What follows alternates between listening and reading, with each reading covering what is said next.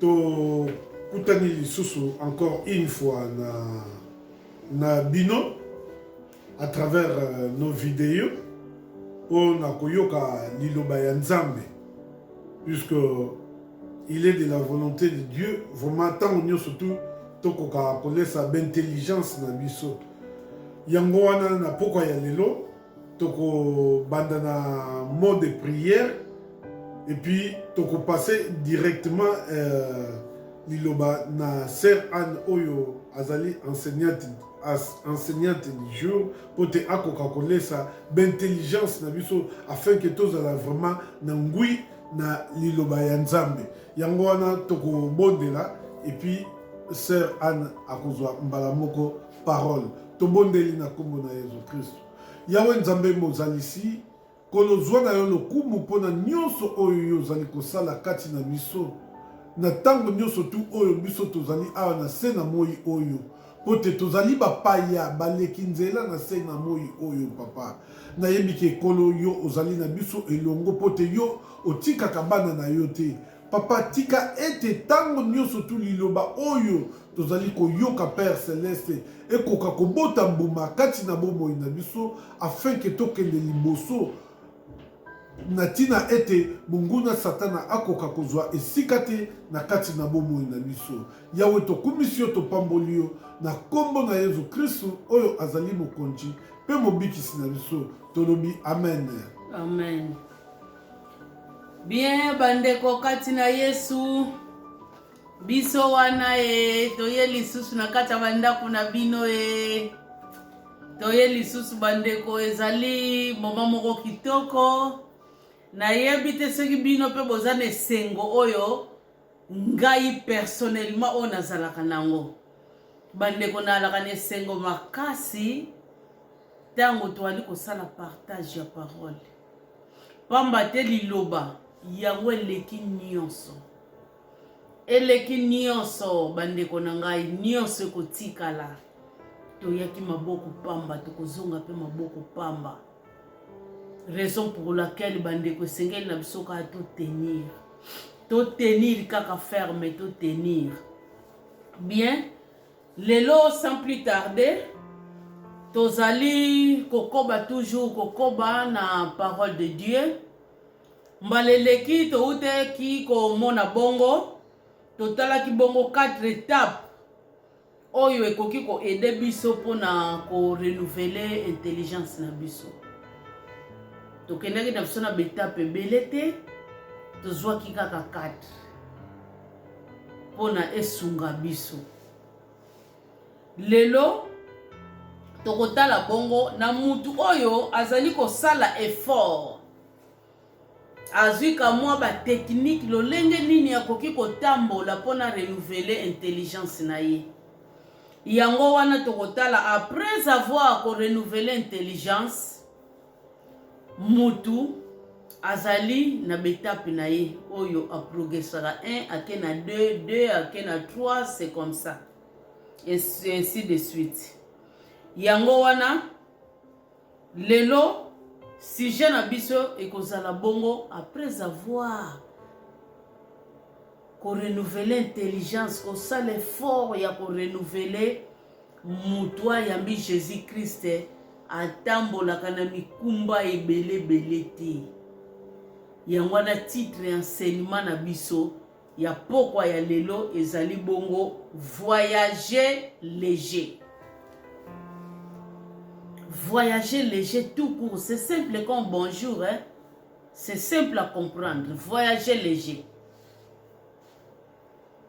Donc eza neti naza na kaka moko bo nazo tambola nango kilo makasi nga na lobia. Tika na bwaka ngo. Na bwaka mikumba oyo pona na tambola na ngai inoki. Donc c'est ça. To tambola pepele. C'est ça, voyager léger. Bongo tokomona na enseignement na biso oyo lelo to intitulé voyager léger tokotala moyen ou bien façon oyo biso bana na Nzambe esengeli to voyager léger lolenge nini oyo biso bana na nzambe esengeli totambola pepele na kati na mokili oyo toyebi toza bavoyageur bandeko tozali koleka tozali ya mokili oyo te lolenge nini oyo esengeli totambola lolenge nini oyo esengeli tosala mpona tozala léger tozala pepele mwana na nzambe azali mutu oyo azalaka na bakakakaka te pembeni na ye moye otambola malamu na liloba ya nzambe ekozala te moye obéir nzambe na yo ekozala te moye changer mentalité na yo ekozala te esengeli na yo voyager léger mpona obéir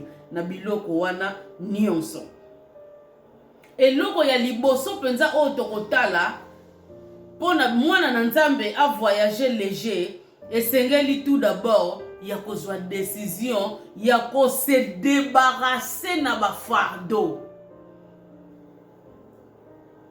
mwana na nzambe esengeli se débarrasser na bafardeau mikakatano nyonso oyo ezali kodéranger ye mwana na nzambe esengeli se débarrasser na yango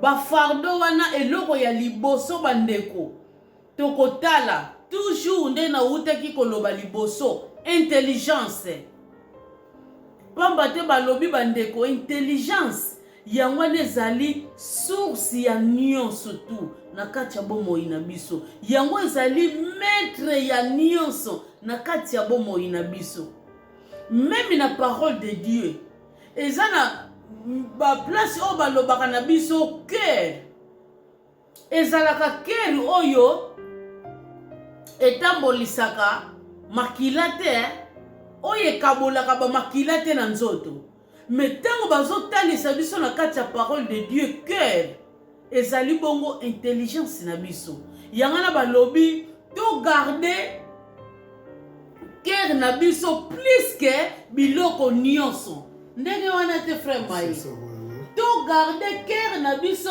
plus que biloko nyonso donc to garde intelligence na biso plus que biloko nyonso mpona nini te baponi litoi te loboko te lokolo te me baponi kaka to garde intelligence na biso plus que biloko nyonso parce que intelligence yango wana ezali bongo chat de bataille bandeko Satan ayelaka biso toujours na intelligence na biso Satan bundisaka biso toujours na intelligence na biso parce que Satan c'est esprit nani oya monaka Satan aye akoti na porte ayiba yo soki bakiti soki banini non soki parole de Dieu ezali koloba tosala attention na Jean 10:10 le voleur ne vient que pour dérober égorger et détruire.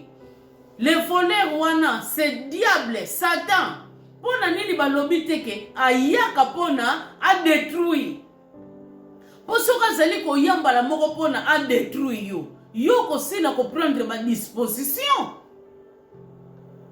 mais bazoloba na biso ayaka po asala nini a dérober égorger et détruire azali koya liboso pona nini azwa parole oyo eza na kati intelligence na yo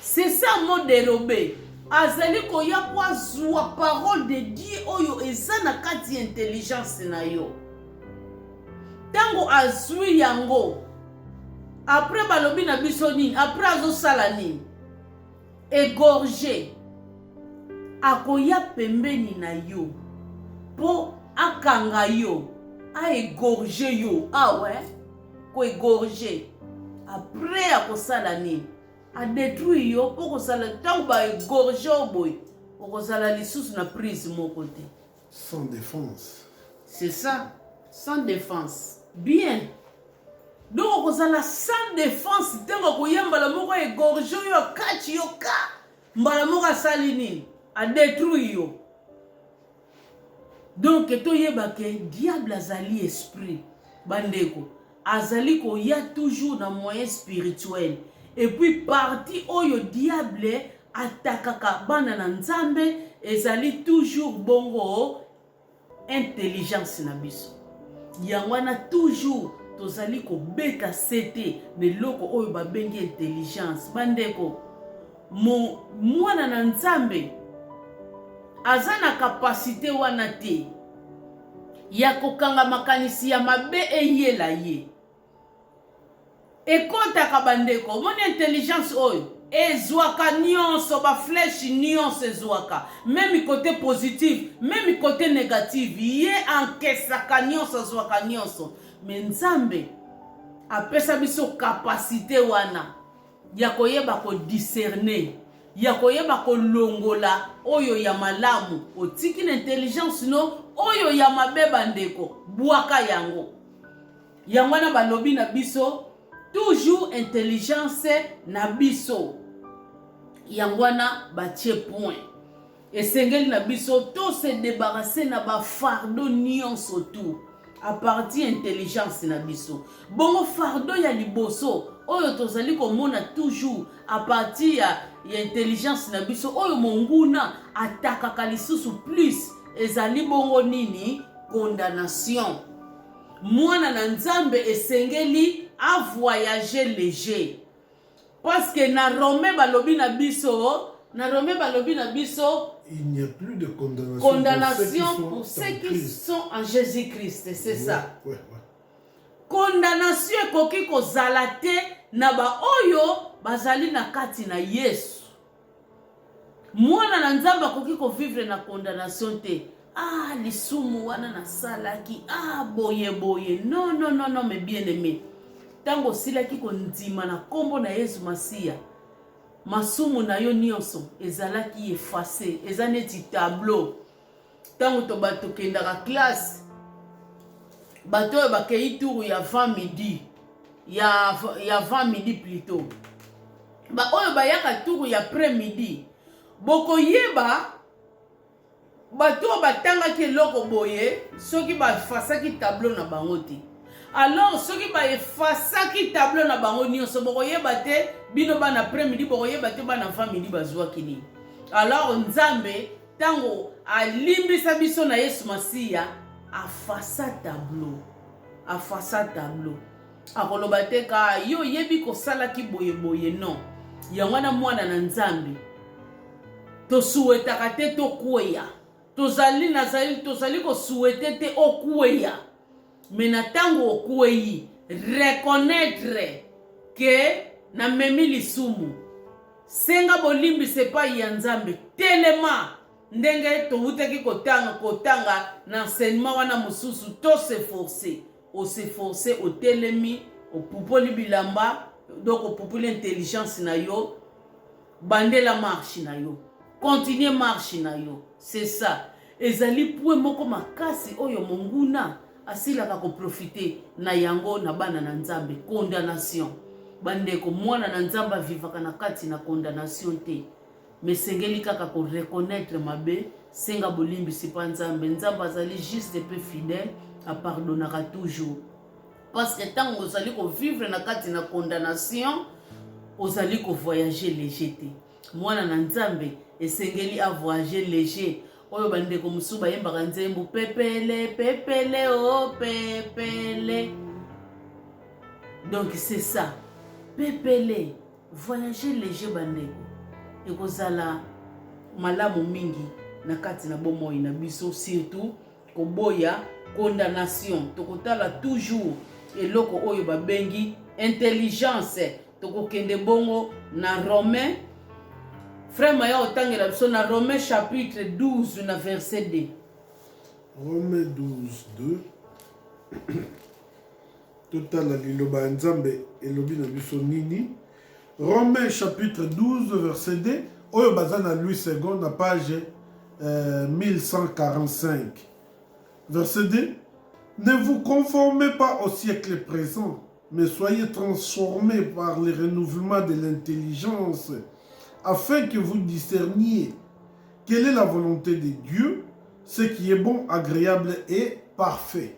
Oh, to démarrer vraiment, to démarrer bandeko. Bokanga ba sentir na bino to démarrer oya kangi sentir ta okweya. Boyoki ande balobi na biso. Soyez transformés par le renouvellement de l'intelligence. Renouvellement. Renouvellement on a nini? Na babongo na biso. Babongo na biso, il faut yebaka ko discerner oyo ezali malamu na oyo ezali mabe liboso na Nzambe na biso. Yango wana esengeli bo garder intelligence na bino plus que biloko nyonso bandeko. Po yango wana ezali champ de bataille. Mwana na Nzambe oyo akontrolaka intelligence na ye te bandeko, ayebaka lolenge ya kovivre te. Avivaka kaka bongo bongo, même azosala mabe pona ye azomona ngo eza kaka malamu. Akoyeba ko discerner te wapeza malamu wapeza mabe. Po azoyeba kozwa la décision, azoyeba ko contrôler intelligence na ye te bandeko. Intelligence les eloko ba contrôlaka yango. Yango lilobe lobi na biso mutu esengeli atournaka lolemo na ye. Po intelligence ekoye ekota. Mais kozala te tanga ekoti mbala moko munoko no ebimisi. Jamais intelligence na yo faut étourner. Faut étala. Owape ko sepelisa Nzambe na wape ko sepelisa Nzambe te. Voyager léger. Wana ezali ba technique bazopesa biso mwana na Nzambe aza mutu amemaka mikumbe bele na kati na ye te bandeko. Ekezalela yo pasi pour renouveler intelligence na yo. Mwana na Nzambe azalaka mutu a voyageaka léger.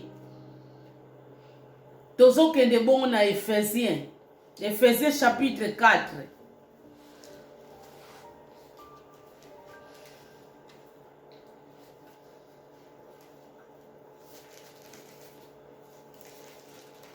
Verset. Ephésiens chapitre 4, tokotanga na verset 1, pardon, tokotanga na verset 21 tina 24.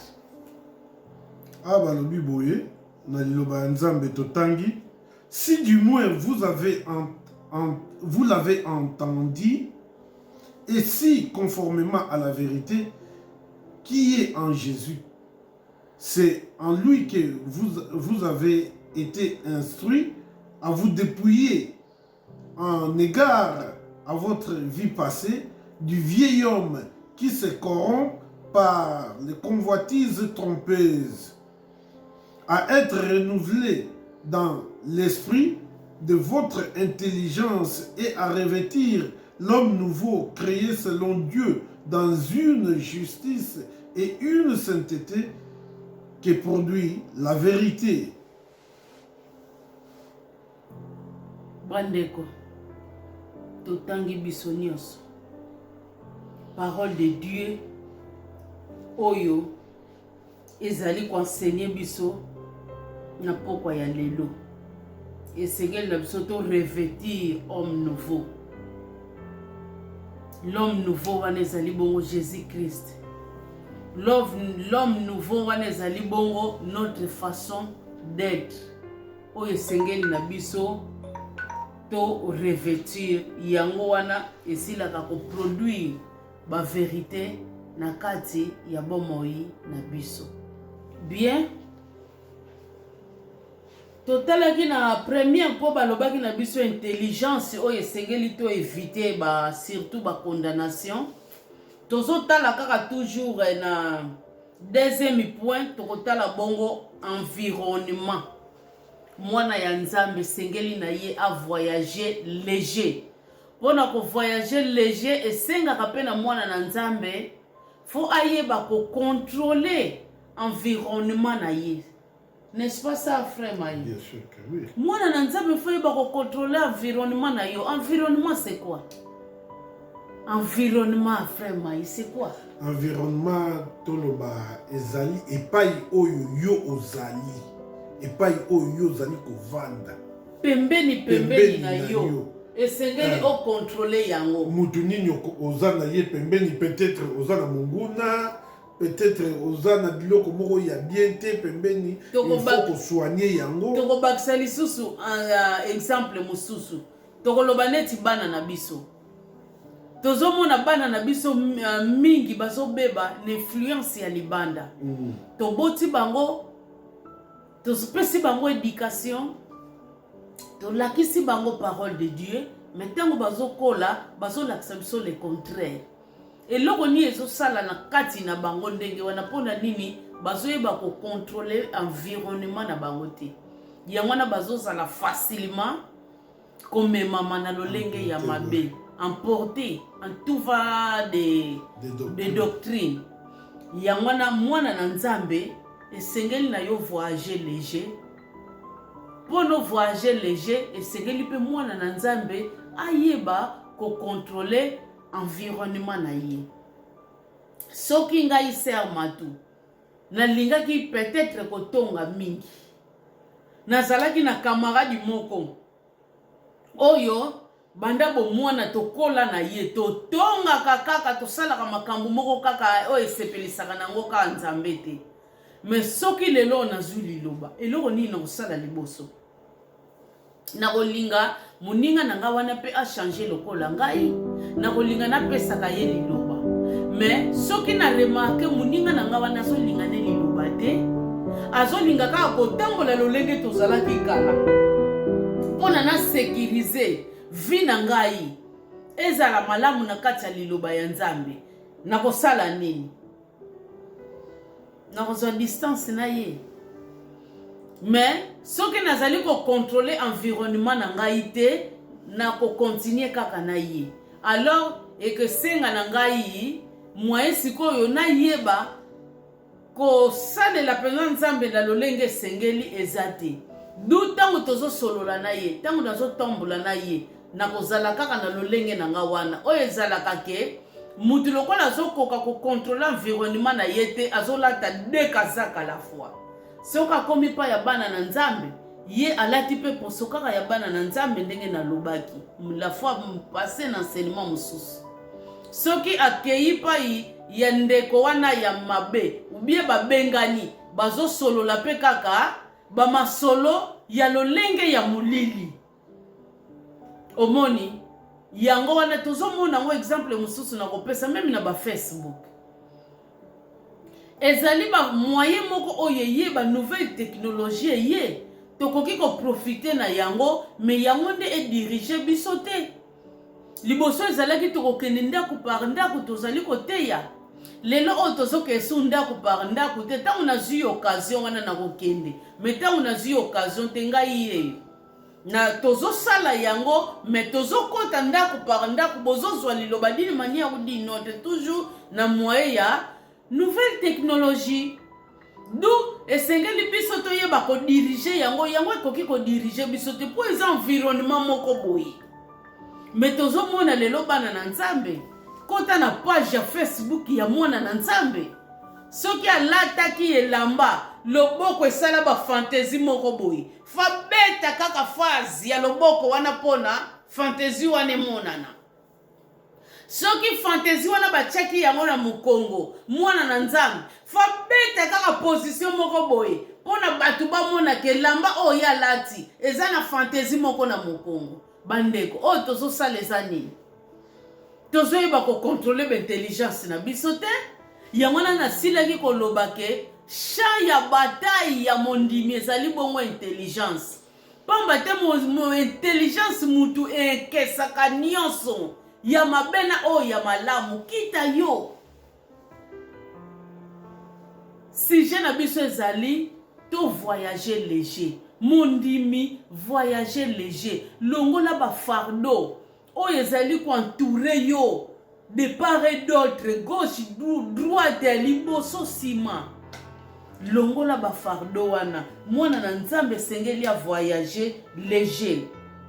Toujours environnement. Toropes exemple awa to lingi bato basili kondima na kombo na Yesu Masia, faut ba voyager léger. Nous faut changer façon moko boye ya ko vivre. Donc selon le Seigneur pour permettre binobo voyager léger. Mwana na Nzambe azalaka mutu ya ba souci te. Mwana na Nzambe azalaka mutu ya mikakatano te. Ya inquiétude te. Ya inquiétude te, yango na ba bengi souci. Bengi inquiétude. Ezali nini ko yima na lingala inquiétude. Inquiétude. Donc mutu moko azo vivre na moi Mawa. arrière pensée moko boye na kati na ye donc aza na moi nini arrière pensée moko na kati na ye moi condamnation donc mwana na nzambe avivaka bongo te mwana na nzambe esengeli avoyage léger bandeko nga soki natangi na Matthieu balobi na biso ke mutu moko te akoki kobakisa meme inane na bomoi na ya partir bekietidi na ye or bekietidi mutu ezobebisa basante soki na raisonne ka bongo ata nakanisi nakozwa na nga mpe solution te tika na mipesa na nga ka apai ya nzambe akela ngai donc c'est ça mwana na nzambe fo yeba kovoyager léger yango ezali koya kamata baverset biblique kotisa na kati kimisa bainquiétude kimisa makambo ezali kozingazinga yo mwana na nzambe alaka mutu ya susi te mwana na nzambe azalaka mutu oyo atongaka mpe batu te bandeko ntango yo tongaka batu ntango eyindaka bakobenga yo ti bakoya kotuna yo eske ozovoyage léger ozovoyage sur léger te oza na bamikumba ti pembeni alobaki boye asalaki boye azongisaki boye o parole de Dieu pekisi kotonga parole de Dieu pekisi jalousie soko tosinoka a parole de Dieu omoni te kokozala na bamikumba wana te okovoyage na yo léger bandeko ezali secret ya succès mwana nzambe sengeli avoyage léger et puis yo mona nzambe baya rotuna ko makambo tu trouves ça normal non ezalaka te oza kaka ntango ozalaki na molili ozoyokisa nzambe ma ozoyokisa ye soni Dieu n'est pas content en ce moment. Exemple mosusu nakokai kopesa neti bandeko na biso o basalaka ba restourne ponga penza naza na bitidi ya kosala ba restourne te namona yango kaka ederangeaka mingi restourne ya semaine ya week yo kota restourne ya mois yo kota ozokoma na point R moko bana no bazozanga ta miliki alors okomi kosenga ndeko ozanaka mwa eloko moko te boyopianga ndeko ozanaka mwa eloko moko te boyopianga ndeko mpona nini likola restourne okoki koregle yango te soki na koti ya mois na kota ya semaine te soki na koti ya semaine na kota ya mois te soki mbaa mosusu nazwaka 250 nakoki koloba te nakota nabwakaka 50 bien soki mbaa mosusu nazwaka 200 lia nakofuta ndaku na nga nasombi biloko kolia nafuti mbaa mosusu bafacture na nga te nakota ya 50 mais yo ozwaka 250 omona mbaa mosusu okoti ya 200 ozotikana na 50 ndeko ovivre ndeni na 50 wana yo mwana na nzambe ozokoma na mesure ya kosala babiloko wana ozo voyager léger te nazo toucher ba réalité oyo to vivaka et puis babiloko oyo tosala et puis en plus de ça eza amour te envers yo moko ozo milinga pete nyoso tu wana nzambe alingi yango te pona oza lisusu vraiment na ba principe ya nzambe tozo marcher na ba principe ya nzambe te. C'est ça. Donc esengeli na biso totambola na baprincipe ya nzambe ndenge parole de Dieu elobi mwana na nzambe esengeli ase contenter de ce qu'il a oyo aza nango esengeli ase contenter na oyo aza nango bandeko ose contenter na oyo oza nango kozala na santé oyo batosala programme ya 200 okosala programme na oyo ozali na yango bandeko mwana na nzambe esengeli na ye a voyager léger a veiller na intelligence na ye a veiller na environnement na ye bandeko. Troisième point mwana na nzambe esengeli a veiller na communication na ye bandeko banani oyo yo ose communicaka na bango banani oyo yo se communicaka na bango banani soki totali bien frère Maya tangela biso yango na Matthieu chapitre 5 verset 29 tina 30. Nous lisons au nom du Seigneur Jésus-Christ, Matthieu chapitre 5, 29 et 30. Si ton œil droit est pour toi une occasion de chute, arrache-les et jette-les loin de toi, car il est avantageux pour toi qu'un seul de tes membres périsse et que ton corps entier ne soit pas jeté dans la géhenne. Verset 30. Et si ta main droite est pour toi une occasion de chute, coupe-la et jette-la loin de toi, car il est avantageux pour toi qu'un seul de tes membres périsse et que ton corps entier n'aille pas dans la géhenne. Ah, bandeko. Verset oyo en tout cas eza mozindo nani oyo akolinga akata parti ya nzoto na ye bandeko loboko oyo evimbi ngai ye nazo souffrir penza nakata ngo kaka nani akolinga mutu te omoni ba exemple o nyonso tu oyo nzambe azali kopesa biso yango na tobenga yango ba figure de rhétorique. Donc pour na to comprendre nini oyo nzambe alingi aloba na biso. Soki loboko no ezoza l'occasion de chute, parole de Dieu lobi kata yango. Po soko kati yango te nzoto na yo mobimbeke koma suye. Eke mema yo place ya mabe mezalaki loboko.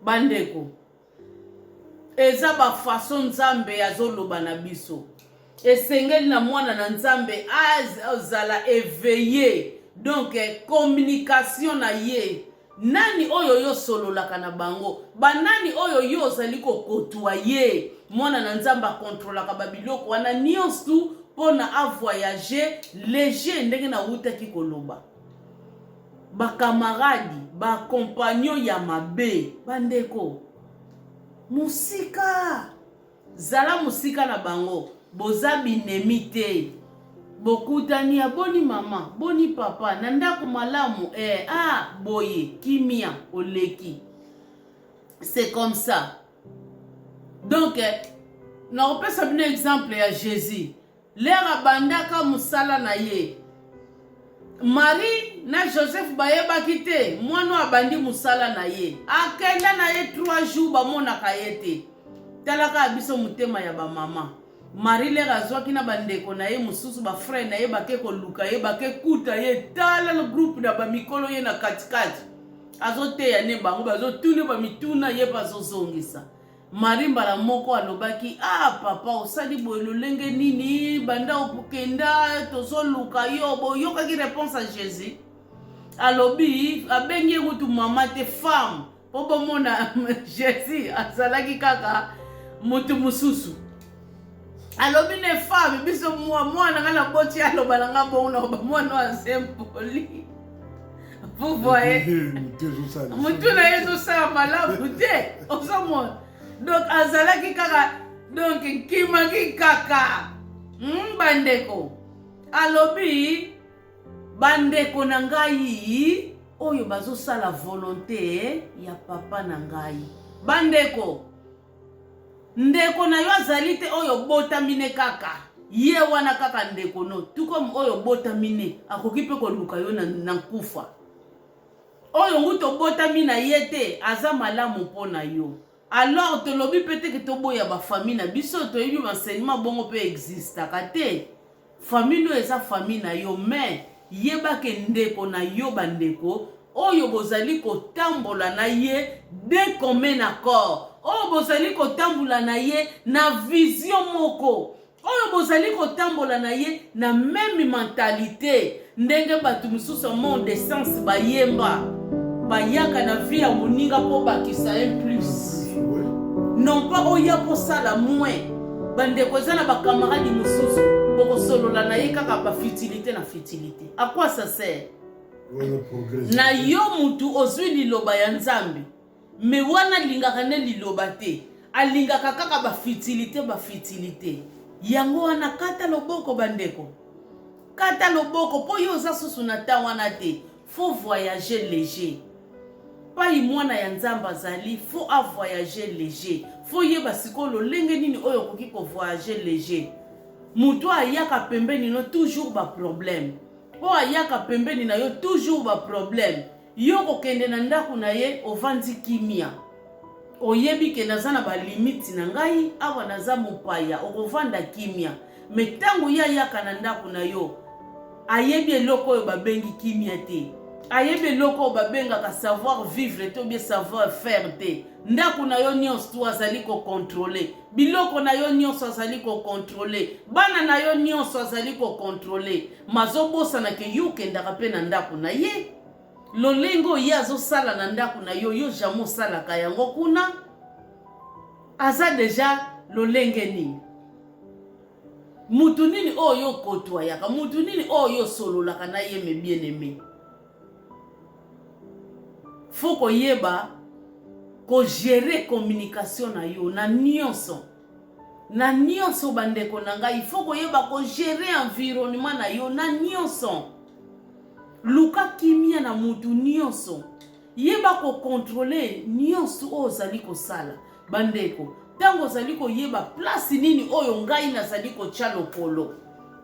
Na tango wana oko voyager vraiment léger. Eko aider yo mwana na nzamba zalaka na mikumba pembeni na yete. Eke banda ko rompre yo, eke banda ko empêcher yo ozala na présence ya nzambe. Dupo na olonga kozala na présence na nzambe, mwana na nzambe a voyageaka léger na kati ya vie na ye. Bien esengeli na biso to yeba eloko nyonso tu oyo ezali ko empêcher biso poto tambola malamu na liloba ya nzambe, alors wana ezali ko voyager léger te. Yango na tokokende na Ephésiens.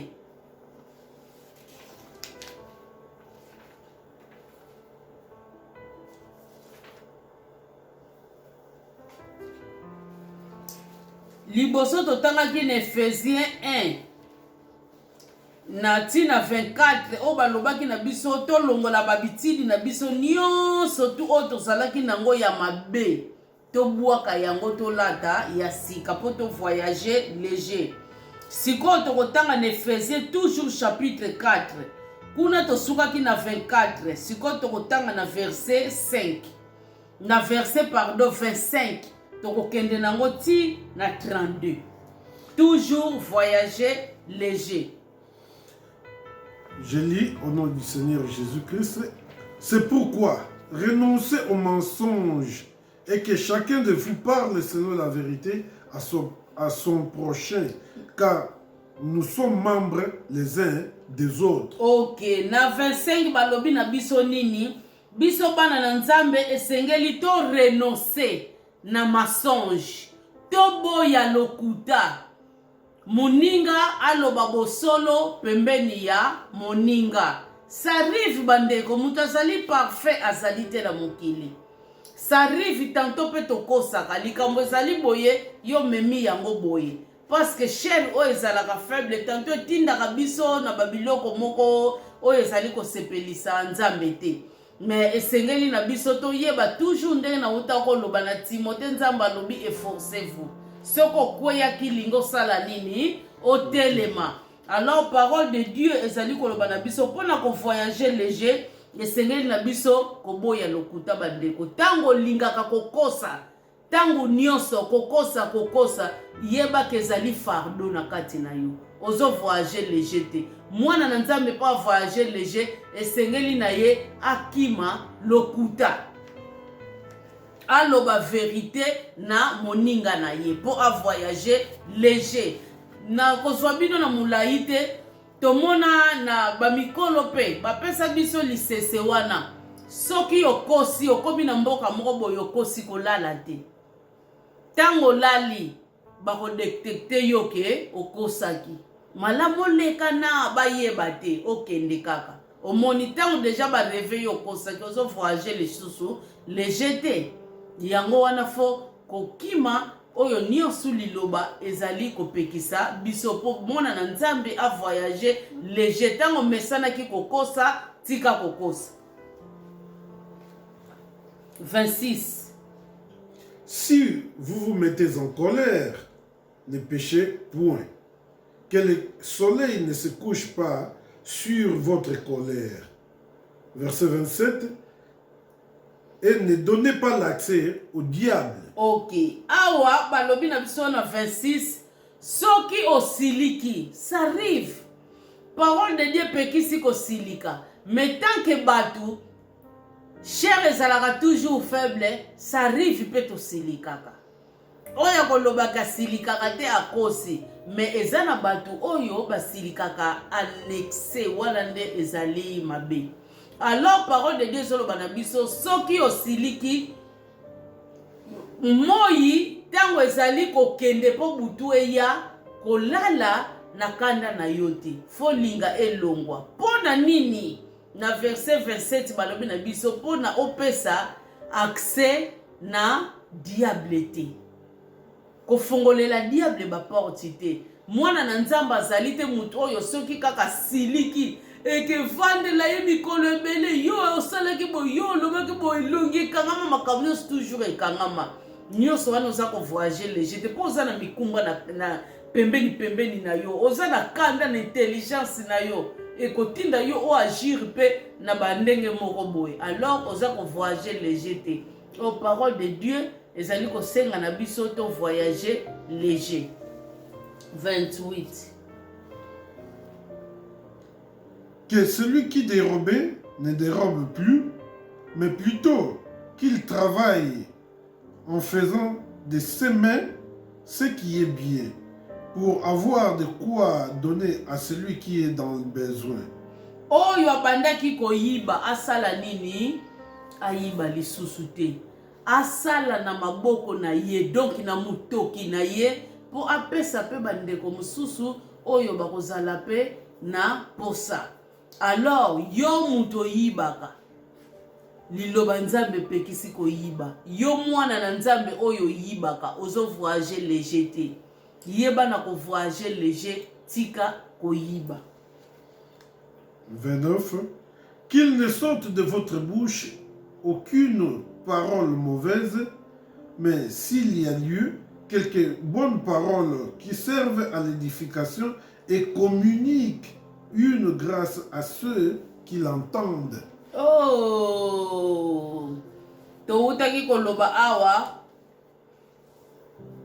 communication, n'est-ce pas? Yango toutaki koloba awa. Awa balobi mwana na nzambe maloba moko ya mabete esilaka kobima na munoko na ye. Balobi soki mwaye zali liloba oyo ya malamu oye bememaka bénédiction na batu bazali koyoka ye epai ya bandeko na ye. Bandeko to éviter koloba kaka mabe. Mwana nzamba za muto alobaka mabe te. Bandeko eza na bandeko mususu andima na kombo na Yesu Kristo mais soki azali koloba bandeko akobebisa yo na journée. Akoyeba teke oyo azali ndeko na ngai. Même likambo ezali tokobongisa kaka. Akopedre loko wana nyonso tu. Faso akoloba neti azoloba na bebe moko boye. Même to apprenant utuke meme mwana muke ba respectaka ye. Poso ozo respecte mwana muke te un jour akomanke yo. Même mukolo na ye tango azali koloba akopedre contrôle oyo ngutu azali mukolo nanga tango ndeko wana azali koloba. Ndeko soki okutami na babiloko nyonso toali koloba awa soki okutami nango linga otika yango nzamba lingi bongo te yeba ko respecter ba mininga yeba koloba na ba mininga oyo bazali pe batu lokola yo ezali très important okomona kaka nga nazalaka bien me bandeko basala nga kaka mabe. Bandeko bakimaka yo kaka basalaka yo kaka mabe yo ozalaka bien. Eske otalaka penza lolenge na yo, façon d'être na yo otalaka yango malamu bandeko? Badefo nyonso tozalaka nango dini mania kodinote toyebaka na biso yango mpo bandeko mpe bandoloba no kote point oyo penza yo oza boye. Mais musuni nde moto edominaka biso, tolingaka koyoka te. Ndeko ntango ozali koyoka na bandeko ofandaka na bango te, yo penza kote oza boyo kote bosala effort wana oyokisa monguna wana soni otika yango. Mwana na nzambe azali bongo, mwana na nzambe esengeli ya voyager léger. Ntango munoko no wana oyebaka ko gérer yango te, oza wana kaka mpona polo ezali mabe makasi. Na banzambala ya sima nzambe soki alingi, j'espère kakolinga kaka tokoyoka enseignement sur la langue. Munoko kakoya mukeka koyo ba place oyo ememaka biso. Mwana na nzambe dirige monoko na yo, yeba kosolola na bamininga pour voyager léger, ezali très important. Bien papa Maï na 30. N'attristez pas le Saint-Esprit de Dieu par lequel vous avez été scellés pour le jour de la rédemption. Toyokisa Saint-Esprit mawate bandeko. Esprit oyo ezali na kati na biso mukolo oyo tosilaki kondima na komba Yesu Kristo. Toyokisa yango mawate. Eyokaka mawa tango tozali ko se comporter lolenge oyo esengeli te. Totika koyokisa yango mawa. Verset 31. Que toute amertume, toute animosité, toute colère, toute clameur, toute calomnie et toute espèce de méchanceté disparaissent du milieu de vous. Toute sorte ya mabe oyo touti kotanga elongwa na kati na biso. Bandeko, prière na biso, souhait na biso ezali elongwa na kati na bino. Mwana na nzambe sengeli ya voyager léger, sengeli ya kima mabe. Na 32. Soyez bons les uns envers les autres, compatissants, vous pardonnant réciproquement comme Dieu vous a pardonné en Christ. Bandeko lilobelobi tozala na bolingo. Tozala na komikitisa, tozala na bolingo ya ko se pardonner les uns les autres. Mwana na nzambe azali mutu oyo te soki likambo eleki yakangi yango kaka na kati ya motema na ye. Ya salanga boye. Ya zongisanga boye. Ya betanga iboye te. Bandeko ezana batu oyo bazalaka na komikitisa. Avandi penza ye moko komona un jour aluki yo ndeko te. Tolimbisana. To trace nzela mususu ya sika. Tozaka ka batu cher ezali faible. To bosana nyonso eleki. Bandeko ezali pena ba oyo bazalaka balingaka komikitisa te, akoya te po asenga yo bolimbisi. Me na yo mutu oyo asalela mabe, na yo mutu oyo azwaki yo neti tishu, lilobelobi na biso nini? To limbisa bandeko. To apprendre ko limbisa automatiquement. Bandeko awa soki totali amour ezali devoir. Ezali devoir moko obligatoire oyo nzambe asila koloba na biso to sala yango. Eza obligatoire.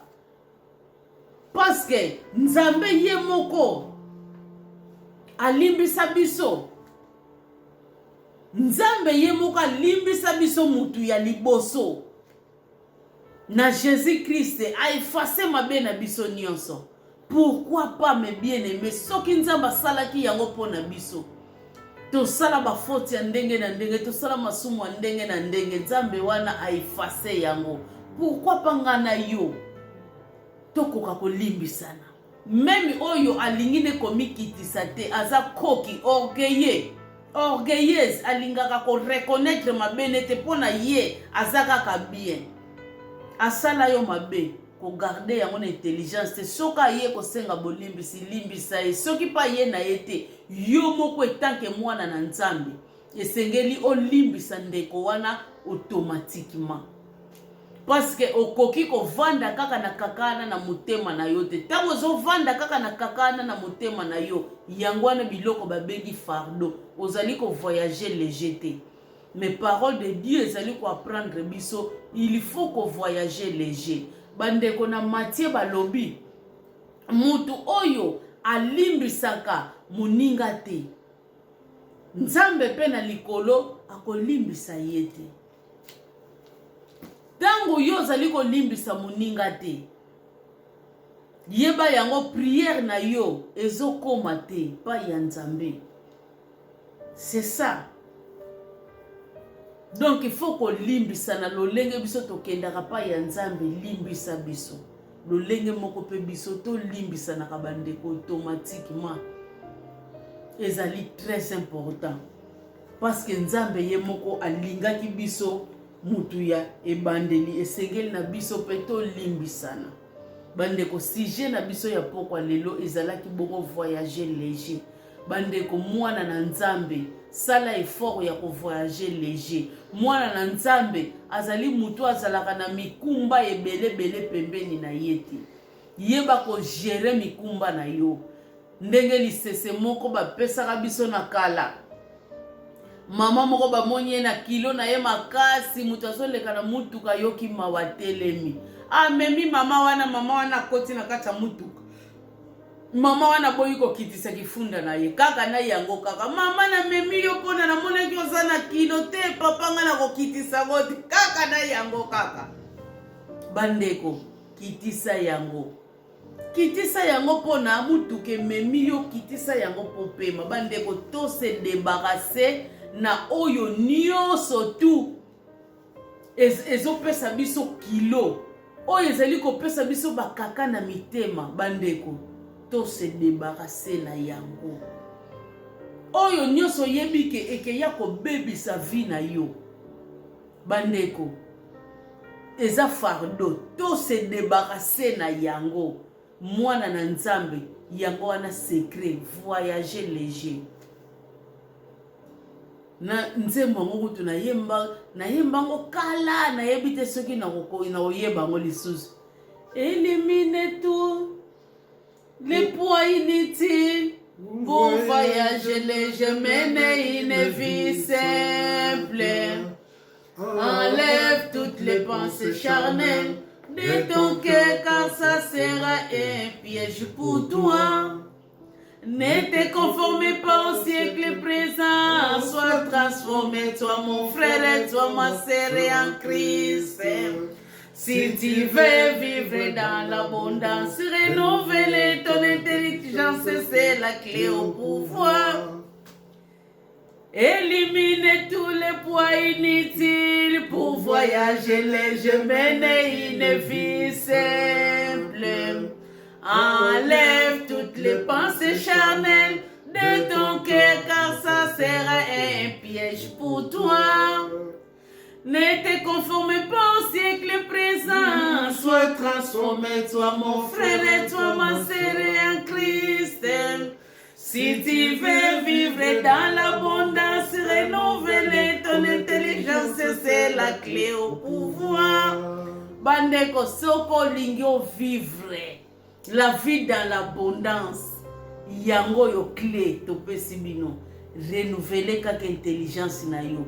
Débarrasser na oyo nyonso tu ya mabe. Ekozala malamu mingi pona biso. Toza ba voyager na mokili oyo tozotambola bandeko to se débarrasser na ba futilité nyonso to se pardonner les uns les autres ekozala malamu mingi yango wana eloko oyo toyelaki bino na pokwa ya lelo pardon ezali arme moko efficace oyo ezali kolibere ezali kolibere nyonso mes bien-aimés yeba koapprendre kosenga pardon et puis yeba pe kopardonner mpona voyager léger yeba kogere nyonso tout oyo ezali zingazinga na yo mpona osila kovoyager léger ezali très important. Frère Mai na banza oyo tozalaki na yango wana ya mutuya, j'espère que okozalaka na eloko moko koki kobakisa mpona bana na nzambe mpona ezangaka te toujours c'est la parole de Dieu. Ok, bien aimé de Dieu, touti koyoka enseignement ndenge euti koleka que esengeli to voyager léger. Voyager léger signifie voyager léger. Tozali na mobembo esengeli to voyager sans babiloko bakakalakani